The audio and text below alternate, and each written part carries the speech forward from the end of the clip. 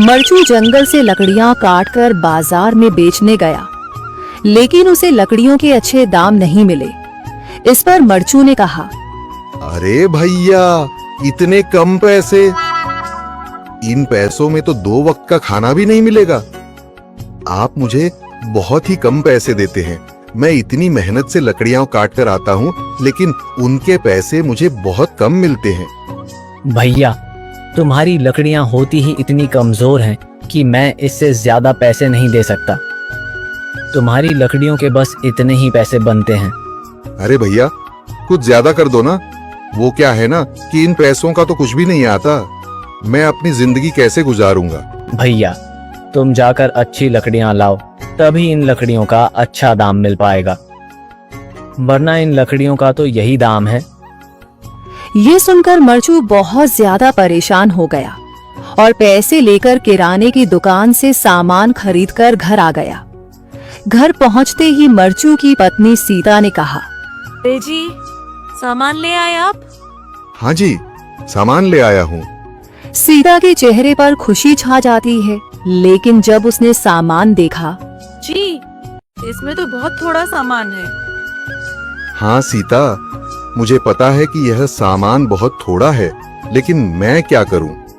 मेरे पास जितने पैसे थे, मैं उतने का ही सामान लेकर आ गया हूँ। इस तरह हमारा गुजारा कैसे हो पाएगा जी? आपको तो पता ही है कि हम कितनी मुश्किलों से गुजारा करते हैं। हाँ, मुझे पता है, लेकिन मैं कर भी क्या सकता हूँ? मेरे पास इतने पैसे ही नहीं कि हम एक अच्छी जिंदगी गुजार सकें।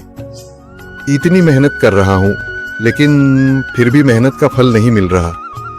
इतनी मेहनत से अच्छी लकड़ी काट कर आता हूँ, लेकिन मुनासिब दाम नहीं मिलता। मैं तो बहुत परेशान हूँ। क्या करूँ? कहाँ जाऊँ? अरे जी, आप परेशान न हो, आप कोई और काम देख लें। मैंने कई बार काम तलाशने की कोशिश की, पर किसी ने भी मुझे काम नहीं दिया। ये सुनकर सीता भी काफी ज्यादा परेशान हो गई। मरचू से सीता की परेशानी नहीं देखी गई। उसने अपनी पत्नी सीता से कहा, मैं फिर से जंगल की ओर जा रहा हूँ। अरे जी, अभी मत जाइए ना, वैसे भी शाम हो रही है। आप कल चले जाइएगा, अभी मत जाइए। ठीक है, अगर तुम रोक रही हो तो मैं नहीं जाता। मैं कल चला जाऊंगा। इसके बाद मरचू गांव में घूमने के लिए चला गया। तभी उसे एक आदमी मिला और उसने कहा, कहाँ जा रहे हो भैया? और सुनाओ, क्या हाल चाल है? जिंदगी कैसे गुजर रही है? अरे भैया, तुम्हें तो पता है कि लकड़ियां काटकर कैसे गुजारा होता है। हाँ भैया, तुम सही कह रहे हो। और आसपास के जंगलों में अच्छी लकड़ियां भी नहीं है। इसके लिए तो जंगल के अंदर जाना पड़ेगा। पर जंगल के अंदर तो काफी सारे जंगली जानवर होंगे। मुझे बहुत डर लगता है भैया, मैं जंगल में कैसे जाऊंगा? हाँ भैया, जंगली जानवर तो होंगे, लेकिन अच्छी लकड़ियां तो वहीं से ही मिलेंगी। ये सुनकर मरचू बहुत ज्यादा परेशान हो गया, लेकिन वह आदमी बिल्कुल ठीक कह रहा था। जंगल के किनारे की सारी लकड़ियां कट चुकी थीं। अब सिर्फ जंगल के अंदर ही अच्छी लकड़ियां बची थीं। अगली सुबह मरचू लकड़ियां काटने जंगल की ओर चल पड़ा। जंगल में आने के बाद मरचू ने कहा, अरे, यहाँ पर तो लकड़ियां ही नहीं हैं। वो आदमी सही कह रहा था, लकड़ियों के लिए तो जंगल के अंदर ही जाना पड़ेगा। और जंगल के अंदर जाना क्या सही रहेगा?